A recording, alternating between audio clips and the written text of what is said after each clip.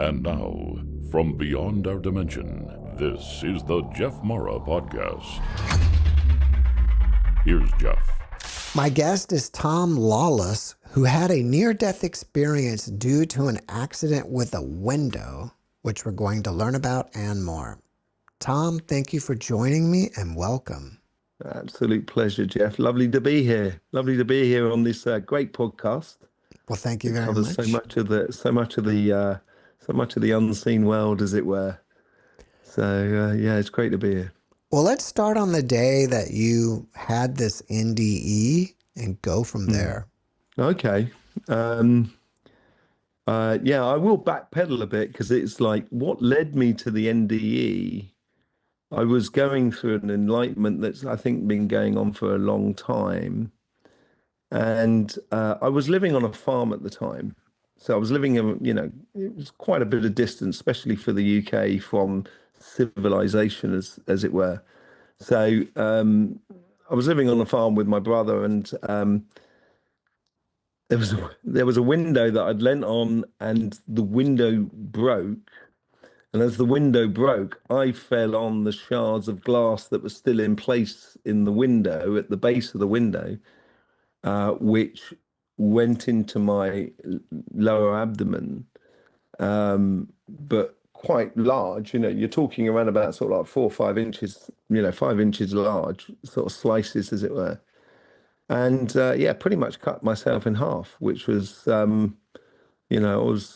weird thing is when it happened, there seemed to be an absolute calm around me at that moment, the moment it happened. There was no one actually with me at the time. So I lifted myself off the glass and I just called my brother. My brother came in, and obviously he saw the situation, and he told me to lay down and just relax. And the moment I lay down, within a very short period of time, I'd already lost consciousness. And I think there's that process which I've been investigating by looking into energy, and I look at, and I observe energy, and to see that process that we do going from living in the body to living in the spirit, as it were. And there is this sort of like, pendulum factor as we go further and further, and then we're off, as it were. So I'd lost consciousness quite quickly afterwards, and thankfully my brother was there. My brother's an absolute star. Called the ambulance, and by the time the ambulance turned up, I don't know, I couldn't tell you exactly how long it was, but I do remember then waking up on the stretcher, going between the house and the ambulance itself. And then once I got into the ambulance, I lost consciousness again. And that was the time when, after a while, I started noticing like this really light, white, bright disc, as it were, sort of circling. It was like almost as if it was humming, sort of thing. And as curious as most people are, I started to go towards it. And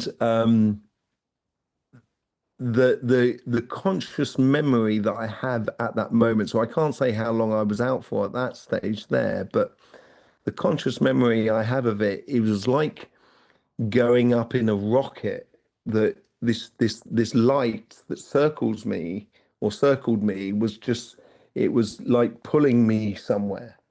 You couldn't actually see the light that goes all the way back down, as it were, and it comes all the way, goes in front, because you've just got this bright light in front of you and you can't see past it. But it seemed to be pulled up to a place that when I got into a place where everything was light, white, basically. And there was no other color whatsoever. Although white is actually not a color, as much as black is not actually a color, but everything was white. And I remember at the time, and so you don't have this perception of depth or height, within the situation. You sort of like floating in a way in air, And I remember just trying to focus on my hand. And the more and more I tried to focus on my hand, it was a bit like Back to the Future. I could just gradually see it disappearing when he was playing the guitar, you know. And I could see it gradually disappearing. And I just kind of the weirdest thing is when you're over on the other side, the weirdest thing that was for me was the sense of no emotions. You know, I wasn't happy, I wasn't unhappy, I wasn't in love, I wasn't upset, you know, there was no pain. It was I can only describe it as peace personified, where there is no emotional stress on me whatsoever. So I actually was looking at this kind of going, oh, that's all a bit weird, isn't it? You know, more than anything else. That's the sort of feeling I got from the situation. And at one point, um, I could sense this presence of something else that was not me and was not the white light that was around me gradually approaching, just to the point where I could make out like a very much like a Gandalf figure, you know, like a wizardy sort of figure. And you know, I was only 22 at the time, and I wasn't into Dungeons and Dragons and stuff like that. You know, I was well up for sort of you know, Lord of the Rings and stuff like that. Yeah, you know, I understand that, but and so this sort of like wizard sort of approached me, and I was okay, and I was feeling really good. And the wizard sort of said to me, "What are you doing here?" And I said, "Well, you know," uh, and that's when I could, because I'm consciously looking back. I can look back, and then all of a sudden, through the white, I can see like an opening of cloud, as it were. You can see back down to earth, and you get like I got a perfect vision of what was happening in the hospital room or the surgery room when I was there. And I was kind of saying, look, my body's not working anymore. I'm off. And the wizard sort of said to me, no, no, no, you're not going anywhere, my friend. You've just started work. And I said, what do you mean? He kind of goes, yeah, you've got loads to do. And I said, okay. He says, in that case, you've got to go back down, my friend. And I sort of like there was, as I say, there was no emotion. So when they said you've got to go back down, I was kind of like, okay then, yeah, no worries. But as I started, and that's when I sort of like I got back in this sort of like tube of light that started taking me back, as it were. And as it's taking me back, I remember looking back up and sort of saying to the spirit, it was almost sort of standing up there in the white clouds, to sort of say, you know, see you later. And I was sort of saying, if I'm going back down, I want to know how it works, how everything works. And the spirit said to me, he said, yeah, okay, no worries. You can ask what you like. You will not be, you know, truth will not be held back for you and everything like that. Just you can ask anything you like and you'll be answered to it. And the funny thing is as I was coming back down, and I remember because I'm born in London, and the more you got back down, the more and more I started finding my character of a person who was living on planet Earth. And I was saying, I was looking back up at him and sort of saying, yeah, but don't stitch me up there. Don't stitch me up. And obviously, I was saying that out loud because when I got back, I could see the hospital below me, and I saw my dad had fainted in another room. It was all a bit too much for him. My mum was leaning over me, screaming at me. I could see her screaming at me. And as I was gradually coming back into the body, I just kept saying to the spirits that are up there, sort of saying, don't stitch me up. Which in English, I don't know if you say it in America, but in England, you know, being stitched up means like someone does you wrong. Oh, okay. I was wondering what you meant by that. Okay, well, in the olden days on the boats, they used to stitch people up. So, you know, don't stitch me up, basically. So I was saying that, but then obviously I was saying that out loud because the doctor was not allowed to touch me because I was saying, don't stitch me up. So my mother was over me, screaming at me, kind of going, "What do you mean? Don't stitch you up? Look, we got to sew you up, you stupid idiot." And I woke up. As I woke up, I just woke up, my eyes open like that, and I could see my mum. I said, "Yeah, don't worry about it. Just let them stitch me up. Just sort it all out, and I'll be back in 3 days." So, like after them sorting things out, I was asleep for pretty much for 3 days. And then sort of after 3 days, sort of like woke up and sort of kind of going, right, mum, you know what I mean? But when I woke up, this is where the whole sort of thing comes in. Before I was doing it, I'd already started on doing dowsing and stuff like that, working with energy and stuff like that. And when I woke up, I'd already been seeing like very light magnetic fields around everything. And when I woke up, it literally just showed me everything. And seeing all the magnetic fields, all the different colors that were all around me was very, very confusing for someone at the age of 22. And at that time in life, we know a world without internet, and there wasn't any internet. You couldn't just kind of turn around and kind of go, "What the is that all about?" You couldn't do an investigation like that. So um, I was thrown in at the deep end. And after my NDE, of sort of kind of going, right, I've now got to understand what is happening in front of my eyes. That I was trying to explain to people, and people were sort of saying, "Man, we don't see any of this. I don't know what you're on about." Which is even more daunting because there's no one you can turn to and kind of going, "Did you see that? What do you think of that?" And I had to I almost think sometimes it was a bit of a joke played on me by the spirit, as if to sort of say, "You want to know everything? Right, show him everything. That'll confuse him for ages." And the first question I asked, I sort of said, "Okay, well, if this isn't my time, when is my time in the future?" And they gave me two dates that were like 40 years apart. And I've been through the first date, and I did end up in A&E, you know, for, and What's I ended A up in A&E, and no one could work out what? accident and emergency. Oh, okay. Yeah. So, I ended up in A&E in France, and they couldn't work out what my problem was. And when I was there, after a while, I kind of went, I understand what it is. And I said to the doctor, I said, "Don't worry about it. I know what it is. I'll be all right."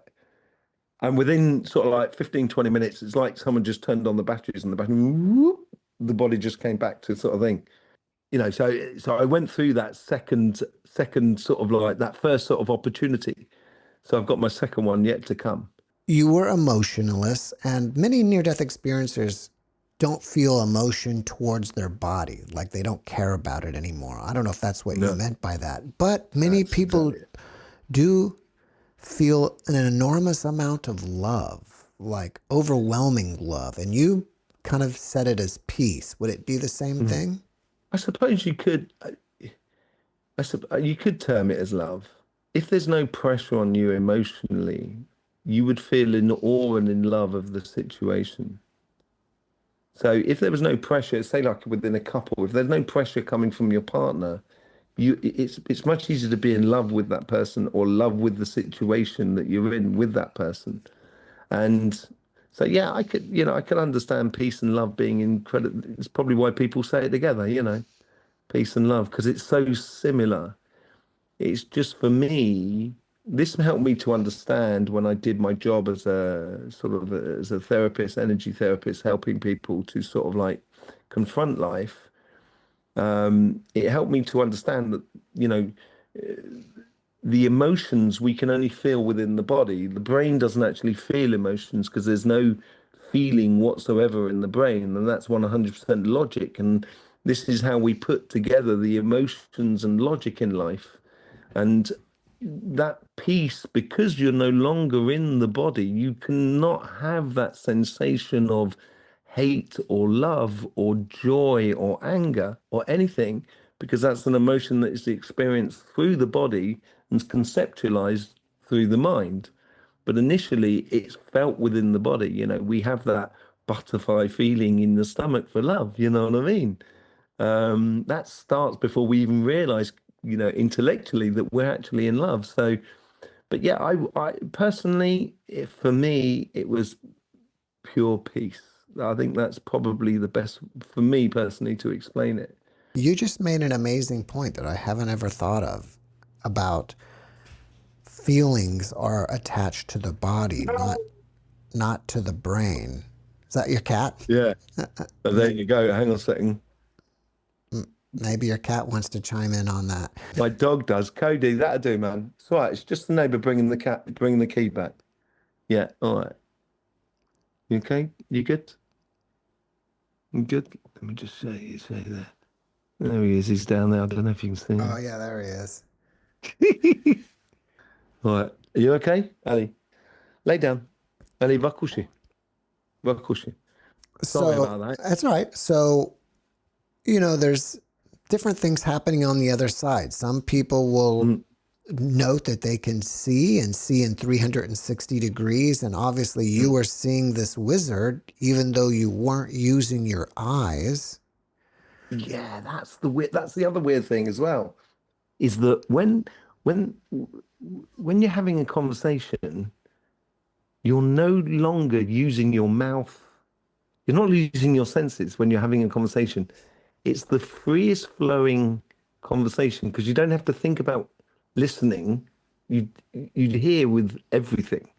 And when you speak with everything. And when you see with everything, every part of your being. And yeah, that was a really strange sort of thing as well. The fact that the communication, I, it's weird to explain, but you know it's not coming out of your mouth. If we don't have a body, but you're free from the body and especially the mind, maybe all Yeah. that's left is somehow feeling peace. Yeah. Yeah. It's emotional, this is where we get into this whole sort of upper and lower worlds. And sometimes, people talk about the conflict between the upper and lower worlds of spirit and stuff like that. It is that, that yin aspect to the yang in life. And when you're in this absolute peace, you can't have that situation. You can't experience life if you're not actually physically in the body and having the emotions. And that's why it's really important to be part of your life, to be really in your body and living your life fully, and not just within your mind. That's it's and Buddha understood that, with his meditation. He understood that the mind or the spirit doesn't need to be fed with anything but life, the prana energy. But at the same time, the body needs to consume, transform, and eject, and reproduce, as it were. And he realized that the two worlds are very separate, but the magic happens when they come together. And if you can associate the body with the spirit and stuff like that, it does make life a lot easier. No matter what you're doing in life, it does make life easier. So, it's bringing that piece back, I think, was part of my parcel. Mm. So you started seeing energy around everything, it seems. Is it like Yeah. seeing auras? And was it Yeah. constant or only when you focused on it? It was constant. At the time, it was constant. And, as I say, I was 22 years old. So it was, let's say it was mentally, it was incredibly challenging because I'm experiencing something which no one else that I could see around me that was experiencing the same thing. So I had no point of reference, no sort of real people to sort of speak to. So mentally, it was incredibly challenging. And I think the energy sort of, and I say this to everybody now, I say energy will only show you what you're ready to see. So if you're not ready to see energy, it won't show you because it'll freak you out. And it did freak me, it did freak me out in that sort of sense. And then it sort of calmed down. So now I'm in this position where I can pick and choose after doing it, after, playing in the world of energy of what I'm seeing for 30 years, and with everything I do with my work and is all tied into that. as I know how to put myself in a meditative state where it like turns on like a light, and then I take myself out of that meditative state, and then it turns off. And it's like I've got like a hard drive split, so I can only remember things when I'm in that state as well. You know, Well, who was so Gandalf? Was he a who spirit was guide? Gandalf? A spirit guide, a relative?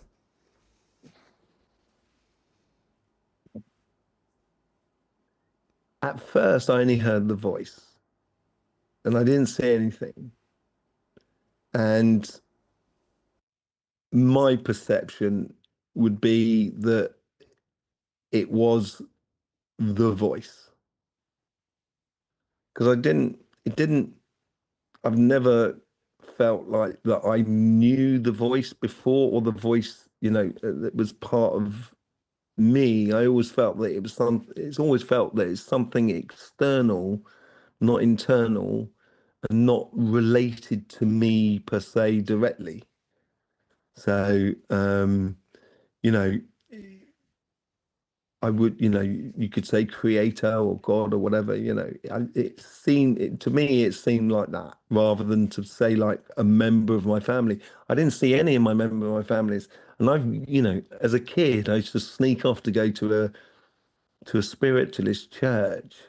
And so I can understand. And everyone talks about your family's waiting for you by the tunnel and everything. Like, oh, I turn up and there's no one there. And I was kind of going, what's going on? you know. So I didn't get any of that. I didn't get any of that sort of like family. And it was literally just this one voice, one color, one piece. And it was, it almost sort of said, okay, you've been, when I'm 22, you spend the first 20 odd years, the first 24 years exploring and experimenting in life. We all do that. And it was like as if like, the big cheese or the big kahuna or whatever you want to call them, kicked me out of bed at the age of 22 and said, right, now let's get on to work. Now you've explored enough, let's get on to work. And it felt very much like that. It was like an accumulation of the awakening process. And then from getting back, I had to then start, learning how to use what I'd learned in a way. So, yeah, there was the family connections came in a lot later on after that, with spirit and things like that. But whilst I was up there, the only one thing, and I think it presented me like as something that would not scare me, but would intrigue me. And I didn't actually see like I couldn't actually see a face, so I couldn't actually see features and so forth, because it was very much like Gandalf, almost like sort of like, like a solemn. He was sort of solemn but joking. So, a bit like Obi-Wan, he was all sort of like he's very serious, but at the same time, he understands that fun should be had, as it were. And yeah, I would perceive it as being, um, you know, the main voice, as it were. Do you think Source, God, or whatever you would call it, presented itself as Gandalf because Yeah, it would be more comfortable for you that way? yeah. I don't think it was an actual. I don't think it can be represented in a being per se. I don't. It didn't, because once it presented, it didn't actually. There was no. Um, Obviously you have human interaction when you're talking to someone. There's physical interactions, even if it's just observing how they are, how I move my hands, and what I do. And there was none of that per se. It was just to give me a focal point.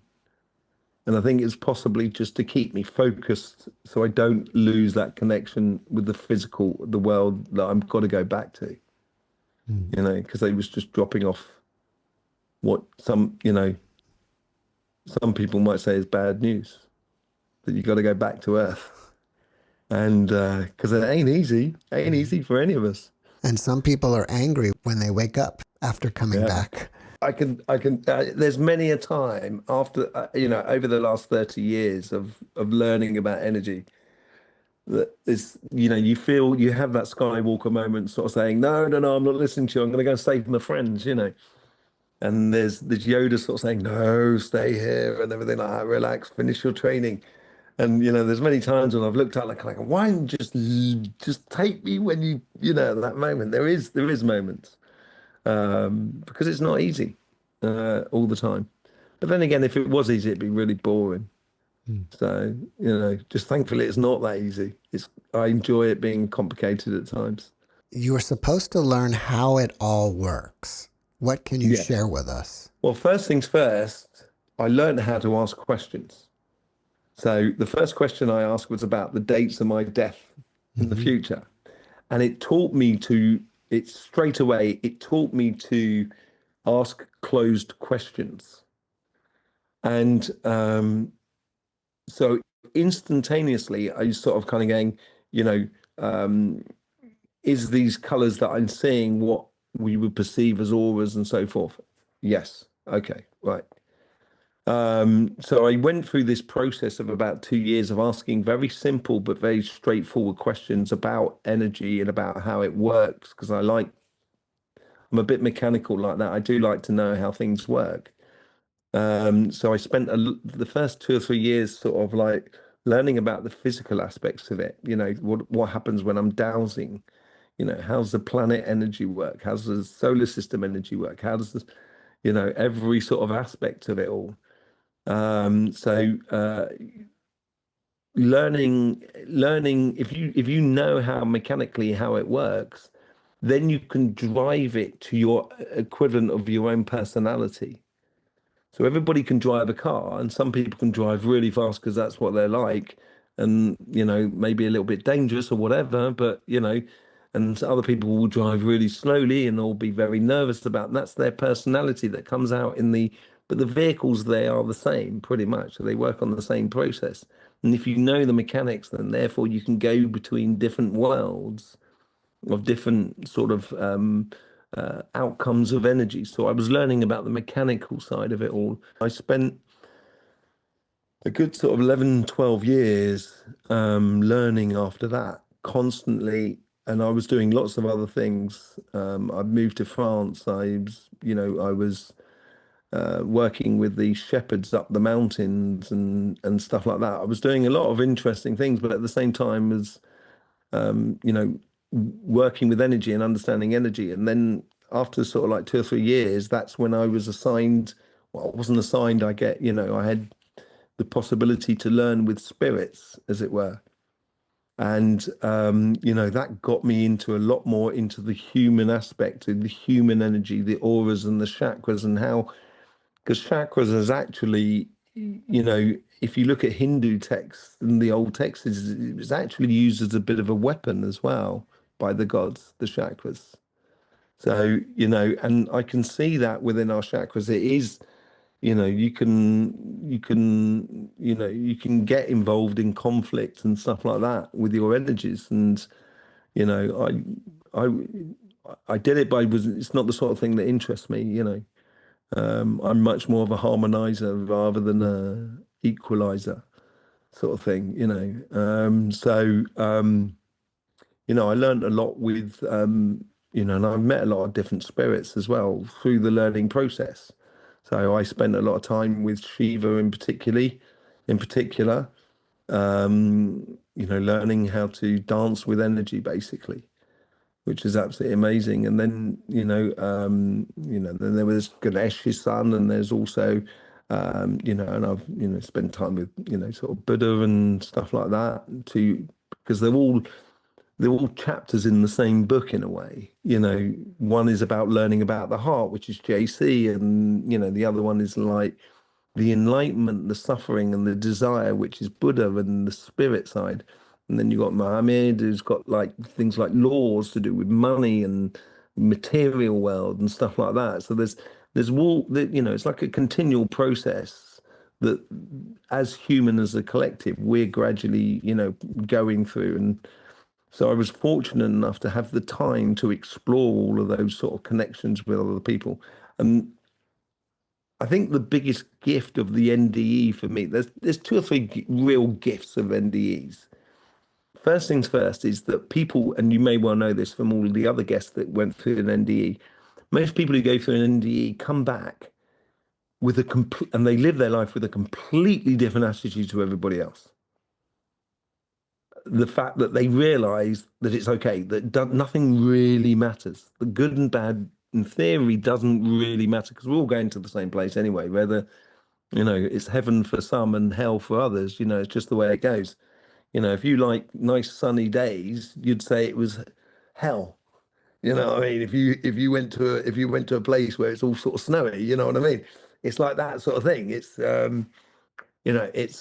is what it is. But when you come back, you have this sort of like most NDE people live in the here and now, live in the moment. Most NDEs that I've sort of vaguely come across all have that attitude of kind of going, life is for living.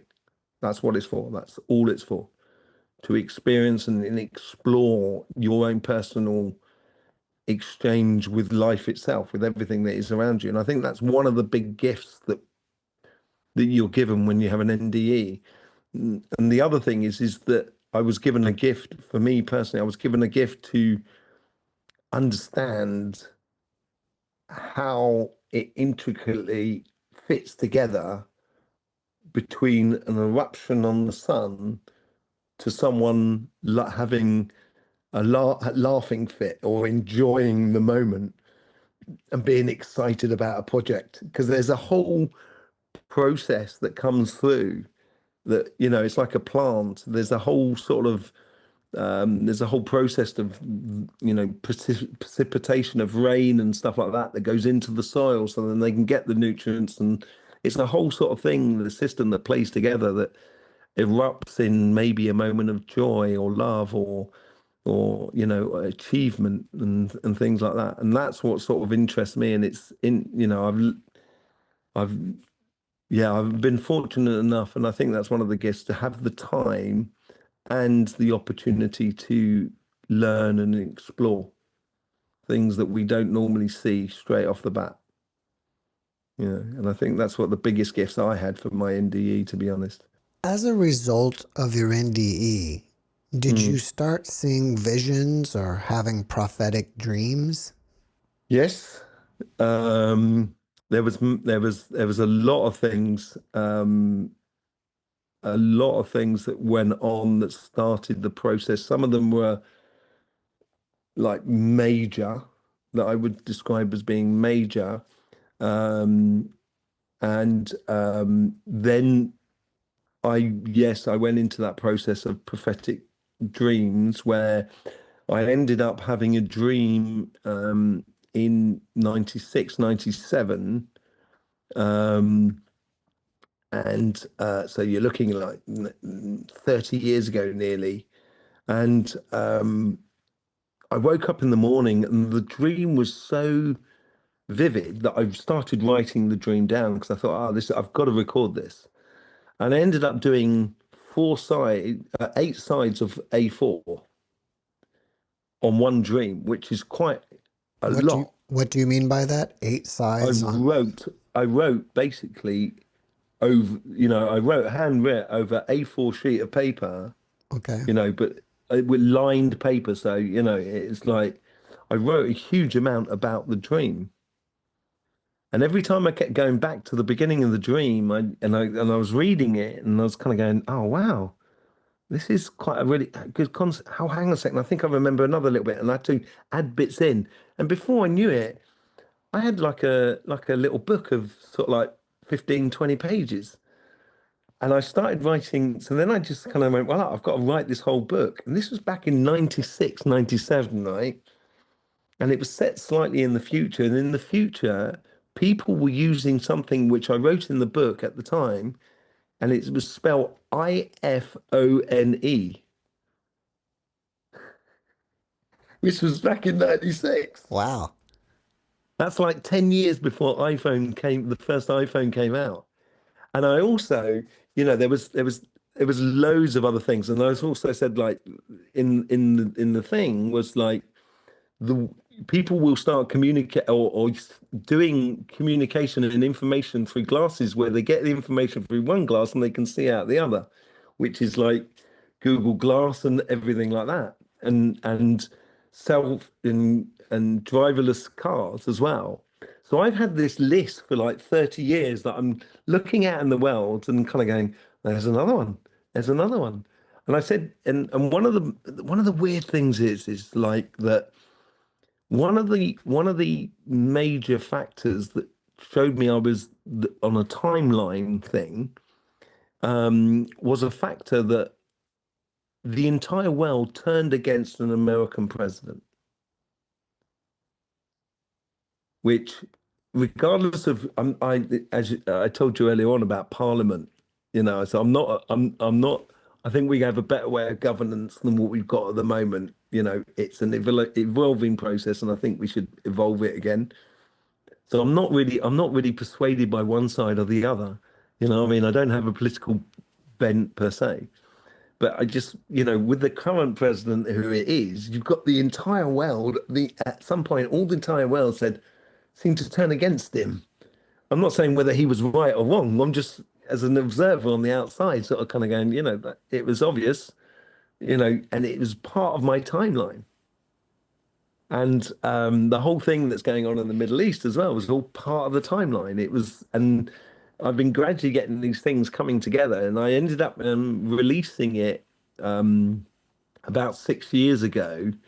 A book which you should be able to get the link on the description and stuff like that, but called The Event, which I will be re-releasing very shortly because I need to just like tidy it up a little bit.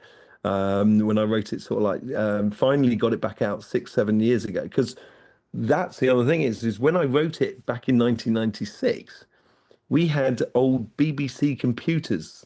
Do you know what I mean? The old floppy disks and everything like that.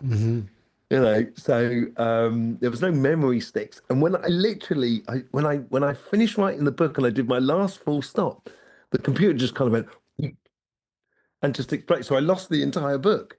But I had my list of things that were coming to fruition. So I wrote it about I rewrote it with a great friend of mine about sort of like in 2019, something like 2018, 2019. And even now, you know, when writing that book, we're just kind of, you know, the both of us have been kind of going, wow, that's straight out of the book. That's straight out of the book as it was gradually happening. And I think we're going to get, you know, we are moving into a moment of an event, like an event horizon sort of scenario, you know, and you know what I go into in the book, it's all tied into sort of solar cycles and as well as, you know, consciousness and the accumulation of consciousness and so forth as well, which happens of an understanding within the collective that you know, there's common sense and there's also the sense that we are all one species and on the in the same boat, you know, and you know, we can only go as fast as the slowest person, and we can only go as slow as the fastest person. Do you know what I mean? If we so want.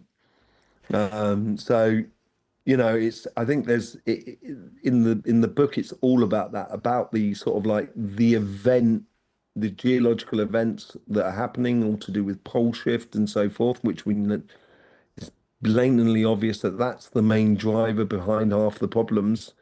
And that's all to do with the magnetic field, all to do with energy. So you know, it's an inevitable sort of thing. You know, if you was to sort of say that there's going to be a, you know, a catastrophic situation that's going to be happening, and I see it repeated across so many people. People come to me and say to me, "Look, I'm having these thoughts and these sort of dreams," and I'm kind of, well, you know, I wrote a book on that, on those ideas. And a lot of people get them. Are you saying that the pole shift is coming soon, if not very soon, and it's going to cause catastrophic problems? Outcomes. Yeah, Yes. yeah. We're well overdue. And if you look at the North Pole and the South Pole, normally they go round in a circle. Then and we had a solar eruption in 1859 called the Carrington event, which supercharged the energy of the Earth, and the poles, rather the North Pole, rather than going round like that, got round to Canada, and then from there on in, then went in a straight line going in the opposite direction across the top of the globe, and it has moved faster than it's pretty much ever moved before, and it's now galloping into Siberia. Whereas you've got the South Pole, which has already pretty much left Antarctica and is on its way to Australia. And we know, so we know that there's some people say it's like could well be just a polar excursion where the poles just deviate a little bit and then they snap back into place. But we've had them before, and it ties into the whole pyramid things. It ties into a lot in Benteke and everything like that, which we see Tempe, which we see in Turkey. It's an event that is celestial as we go through the galactic plane. So we go from the negative side of the galactic plane into the positive side, which basically is going to then reverse all the magnetic fields. Everything's still going to work, but work in a way that we're not necessarily understand because it's things are going to be changing. So rather than getting hurricanes going into the Gulf of Mexico, they're going to be going into France and the UK. And we're seeing it more and more and more and more. The UK's already had like two or three. What's amazing about what I do is the video that's going to be published tonight and yours I'm Right. planning on publishing tomorrow. I'm saying the same thing, really. Well, the guest was talking about the Carrington effect. Right. And I had never heard that until that video. And now the very next video, I'm hearing it again. This is it. It's the year of truth. 2025 is the year of truth, and it's the sort of thing I do on my other thing. I got another channel where I do tarot reading and stuff like that, and explore the energies of each signs and stuff like that. And I was saying at the beginning of the year, I said, look, 2025 is going to be a year that you think you're done, but no, there's more truths that are just going to keep coming out, and that's the way a truth comes to the surface. It happens in our life on a regular basis over a short period of time, and becomes part of our consciousness after that. So yeah, the Carrington event was an amazing event. A really big solar event. Can you share with us any other things that are around the corner that are coming our way? Yeah, it's the geological event that will be happening will be it's the idea of the first will be last and the last will be first. It's that sort of scenario that comes out of it. It is very much of it is a time as well where people talk about ascension and stuff like that, and it is a time of ascension, but it's when you're done with your physical body, then you can go elsewhere. It's not you don't take your physical body with you, and you can't.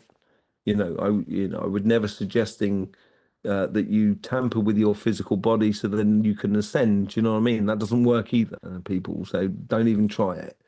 It's not. It's one of the worst ideas in anybody's life. But it's that process we're going through at the moment where we have this window of opportunity where when we pass over, we don't have to then be reincarnated here. We can move on elsewhere.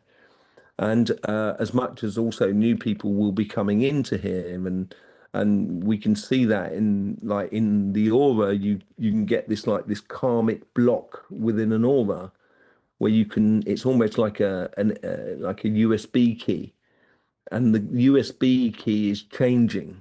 It's not the same as before. It's not as and the new kids that are born, they've got a different karmic block because there's an evolutionary process that's going on as well, and that's to do with consciousness as we sort of like gain a greater understanding of not just the physical world, but also the physical world tied to energy, tied to emotions, tied to our sense of being part of something greater, which we would define as the creator or God or something like that. And it's happening on an individual level. But because it's happening on an individual level, it's going to take over the collective level without even having to try, which is going to be brilliant. Do you see anything in the near future involving aliens? Well, I have interacted with them because I do a lot of astroplaning, as it were, and I have had encounters with councils and stuff like that. And I was really annoyed with them at the time. That's probably because I was a young man, and I was really annoyed with them because they were talking about, I was present, and they were talking about humans as if I wasn't present. And they asked me for my opinion on the human species, and I was giving it to them, and so I was a bit different, And the thing is, you know, um, there is multitudes of different types of aliens in a way, and different types of species, if you like, that live in different types of dimensions, and what they're living cannot be equated to what we have in the in on Earth. And it's not that we haven't had interaction with aliens before, because that's what the whole Adam and Eve story is all about.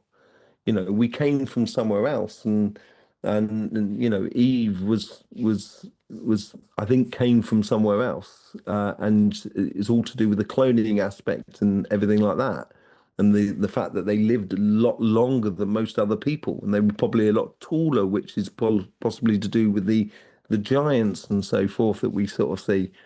And so we've had that interaction, but at the moment, what I'm getting is that with the aliens, they're almost not allowed to interact with us on a direct sort of sense because it may alter our conscious development. So if they came, if this is half the problem. If aliens turned up with alien tech and suddenly introduced us to alien tech, we wouldn't go through the process of discovering the power and the dangers of that alien tech as much as knowing how to use it in a very positive way. And we have to, as far as it's explained to me, and this was part of it, is that, until we accept the gift of peace throughout the world, we won't be given the alien tech to go wandering off around the universe because we would be a danger to the universe. The last thing they want is a set of loose cannons running around. Do you know what I mean? So there's certain species that would like to push us down that road, because if they do, we will be lost. The human species as an evolutionary consciousness will be lost simply because we will be tied uniquely to the entity that gives us the information, and they will then be perceived as our creators in a way. And if we fall into that, it's a dead end that goes no further than the people that have been feeding us. But if the human species allows themselves to do that evolutionary step, that we can find that peace, and then all of a sudden, people will get there, and within their thinking, they're kind of go, do you know what? I think I know how to make a car that floats on the gravity. And then before you know it, we'll have all the ET tech that we need. And I think our job as a species, and this is how it's been explained to me, is to actually reflect to the universe what they are also reflecting out. So, and possibly bringing peace is what we need to help the universe to reflect within them. So, yeah, I understand ETs, and I understand there is an interaction between us. How did you become interested in tarot cards? Well, that started when I was like 16. I kept pestering my mum, sort of saying, "Can you get me a set of tarot cards? Because you've got to be given it as a gift, apparently." So I was constantly saying to my mum, "Can you give me a set of tarot cards?" And she goes, "Not until you're 16. Not until you're 16." So eventually, when I was 16, I got a set of tarot cards, and I started reading tarot for everyone. And I stopped reading when I was like 18, 19, because I was getting fed up with people saying to me, kind of going, "What am I going to live tomorrow?" Because they give up living. And I was really annoyed about it, that people would come and ask me what they were supposed to be doing, and then they're becoming less and less conscious. So I gave up when I was sort of 18, and I've gone back to tarot, but I do it in a completely different way. I don't tell people, I don't get involved in, oh, you're going to meet a very handsome person the next week. There, it could well be part of that.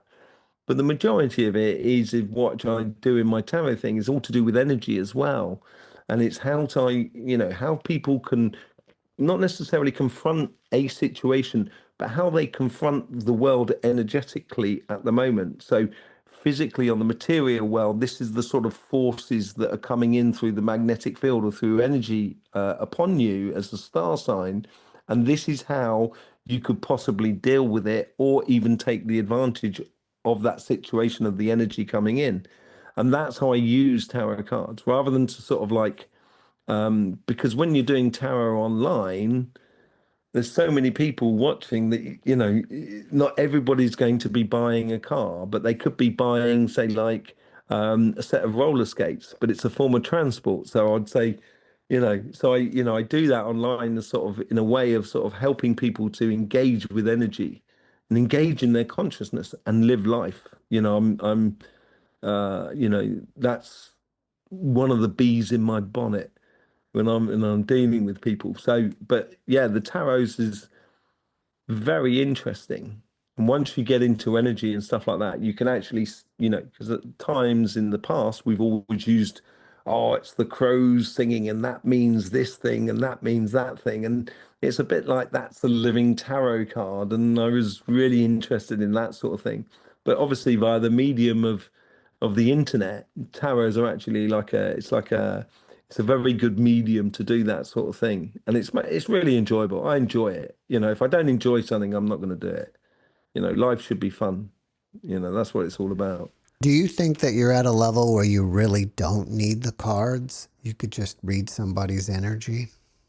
Yeah, oh yeah, oh most definitely. I went back to tarot because it needed to be a way that was relatable to people. So it's the best way to relate it. But at the end of the day, I do a lot. So I'll be connecting to energy. I'll be looking at the energy and kind of going, okay, so how is the magnetic field flowing between at the moment through this energy line that I'm sat upon at the moment? And so I start off with that. And then the tarot is coming in and giving me some sort of form of clarification more than anything else, you know. If you had a friend that was grieving over the loss of a loved one, what type of Yeah. advice would you give? Dealing with the loss of someone is a personal process, and some people it can take a very short period of time, and other people it can take a long period of time. And the biggest advice I think I would give to someone is learning to let go. Because when you let go, any memories of them leaving and wiltering away, or possible accident or stuff like that, or just the idea of the emptiness of them not being there all of a sudden, gives way to memories of the good times that you had with that person. It doesn't necessarily mean you won't miss them and stuff like that. They will always be a gap in your life, regardless of who they are. But it's knowing that that gap was filled by a particular person that can't be replaced. So you don't try and replace anybody in that gap, and it's like you're very comfortable because that allows the sunshine to come through, as it were, in that gap. I think it's become a lot more difficult since we've become a lot more um, clinical or medicalized the passing over process, if you know what I mean.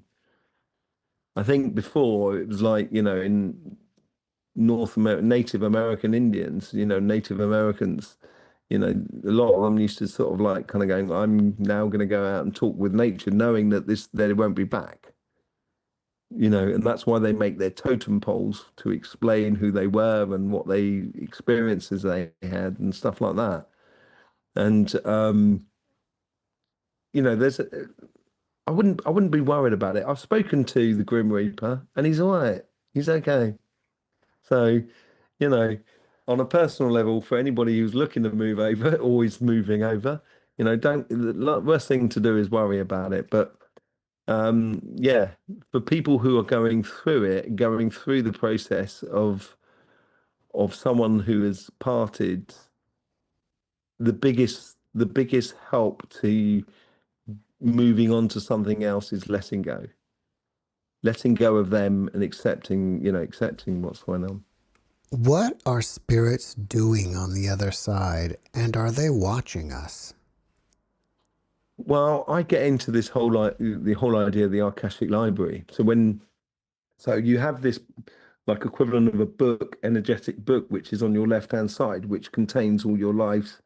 And as you fill out this life here, you're gradually filling out this life here. And when you finish this life, you put it in a big library. So then when I want to know information, I'll ask precise information about a situation, and the librarians will take essences from multitudes of different lives and give me the process, give me the result, as it were. And and I can imagine like books being stacked next to each other, so you can get this sense of being in a family and stuff like that. But you know, imagine if it didn't pass very well with your sister or your brother, and you had to spend eternally next to them in the whole sort of thing. Last thing heaven wants is like family feuds going on and stuff like that. So um, I think that there is a lineage that we are reincarnated in.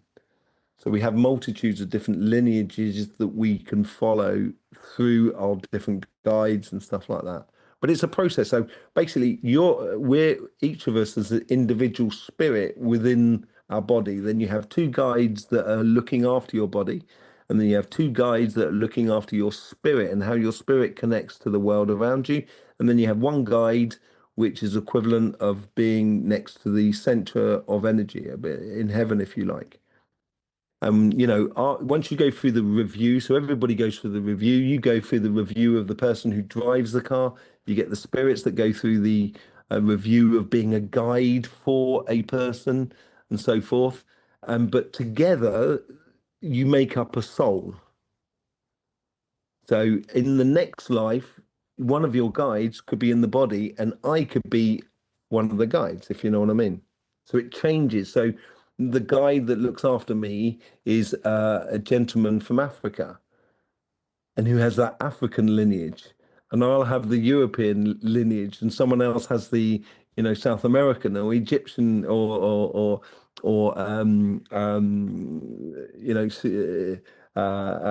Polynesian or whatever it is. You get these different lineages, so then you can understand every aspect of being a human. So you know, as much as I've got family connections and past life connections with lots of people, and strange things happen in families, people who look back over the history of their family will understand that there's some really weird coincidences going on. In my family have shared a cemetery together in a town that's 400 miles from where they're actually living at the moment. And then there's another house in another part of the UK where the families actually meet again. And so there is this whole sort of repeating factor. So, at the end of the day, your father is supposed to be your father, your mother's supposed to be your mother. They're not really supposed to be after this life. They're not supposed to be your guides because that's not their role. Their role is to be part of that family unit that offers the opportunity to experience a type of life. And when you choose to be reincarnated, you're not choosing Mr. and Mrs. Smith from New Hampshire because they got loads of money and everything like that. You're choosing a color which is like a vibration. You kind of go, I want to explore that vibration there. And you kind of go, oh, blast it. Look at this. I ended up on top of a mountain in the middle of, around Kathmandu. Got absolutely nothing apart from yaks. But you want to experience that peace and tranquility of living in Nepal and what have you. But it's I have a great connection, obviously, the near family, and there is also connections with parts of the family that are slightly farther away. And it's like and there is attachment to the name as well, which we were talking about earlier on, and that's what I mean, that although I may be related to a lot of Lawlesses, I feel a lot more of attachment to the Lawless family code, as it were, than I do to the actual people, if you know what I mean. And I think it's because families offer you an opportunity and the experience a particular type of life. From what you're saying, the way I interpret it is that our guides are watching us while we're down here and watching over us, but family members and friends may not be. They may be off doing other things. I think they're your biggest. I say they're like your biggest supporter. So as you're in the center of the ring, as it were, living life, they're in the stadium. They're kind of going, "Go on, yeah, I lived a life with that one. Yeah, great kid he was." You know what I mean? But at the same time, but then there's weird things. It's like, I've got kids, and my grandmother passed away before they were actually really born. But they do things that she would do. They've got similar sort of things in their voice that she would have that I don't have, but only she had. And but they never met her. And it was, there's a lot of stuff that goes on. I wouldn't say that you can't talk to them, because I do talk to them a lot, but once you go over to the other side, it's almost as if like you kind of going, I can't really interact with that person because I know way too much now. I know the universe. And if I'm going to interact with, my cousin Bobby, or my great grandson, or my grandson, or my whatever, I may cause more trouble than I actually solve, because I'm explaining too much that Bobby's not really ready for, and that sort of thing, So it's your guides, for example, your guides looking after the physical body. They don't even talk to you, because that's not what they do. Where bodyguards, what do? They never look at the person they're protecting. They're looking around, seeing what's coming in from outside. That's their job.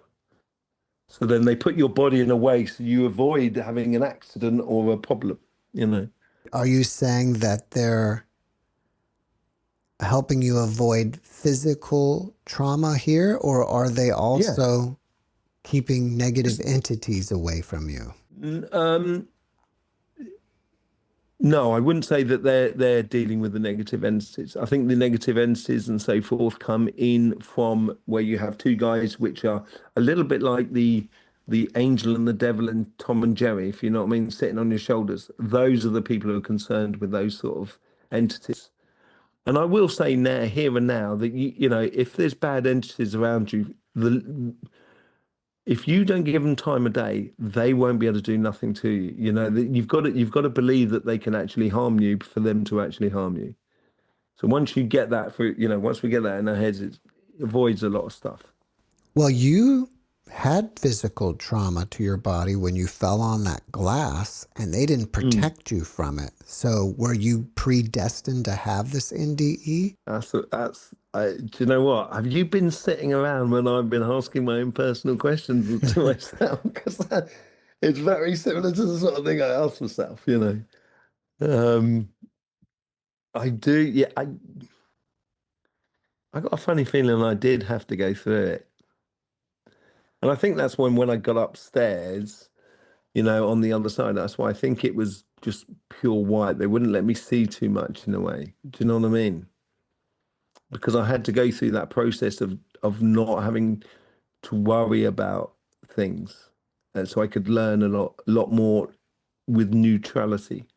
Many people do suffer injuries while they're here. And so I'm guessing that that's part of their lesson of being here. Otherwise, the guides would protect them from that. Totally.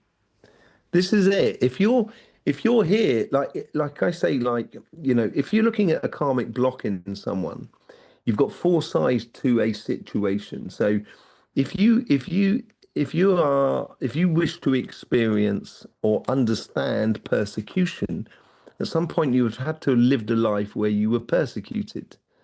But then in that same breath, you would have had to live another life where you persecuted people. Otherwise, you wouldn't understand persecution.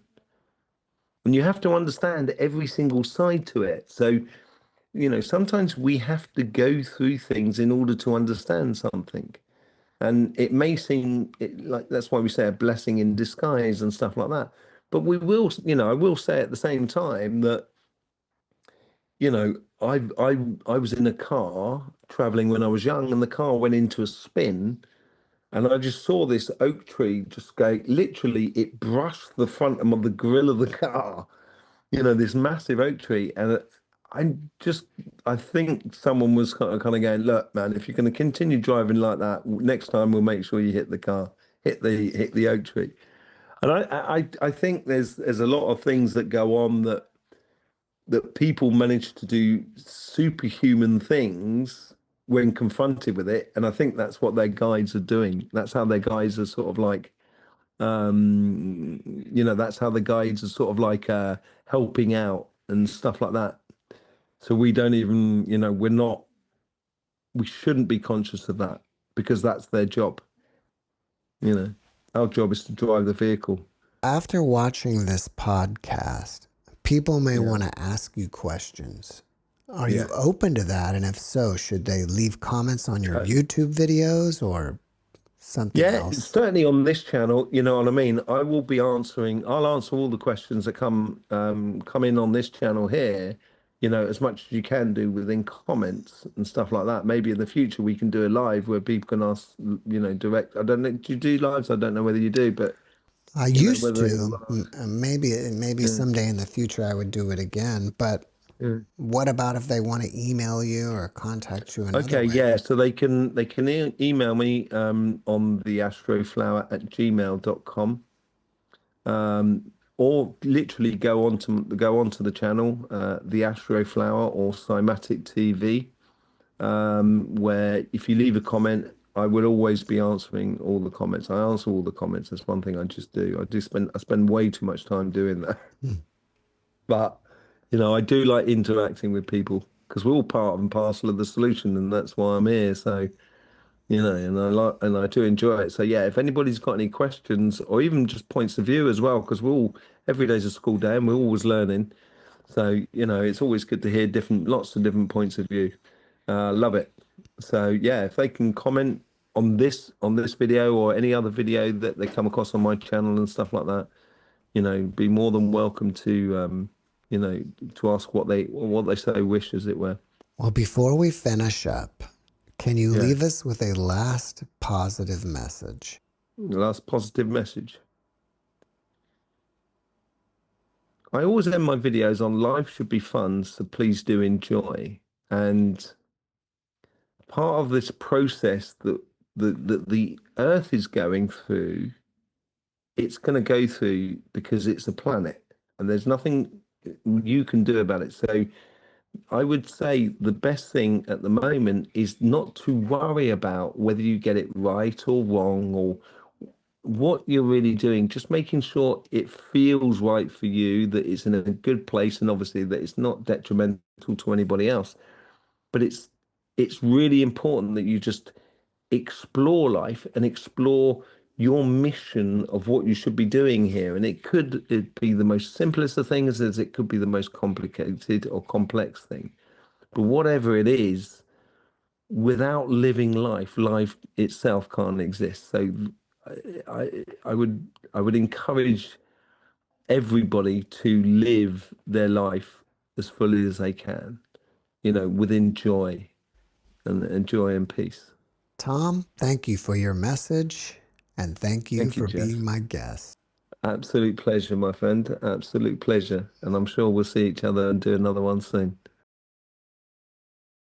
Thanks for watching the JeffMara podcast. I really appreciate you. Another way to show support is through YouTube memberships. And if you do, there are loyalty badges and other perks depending on your level of membership. All you need to do is click the join button underneath the video to find out more. Thank you for your support.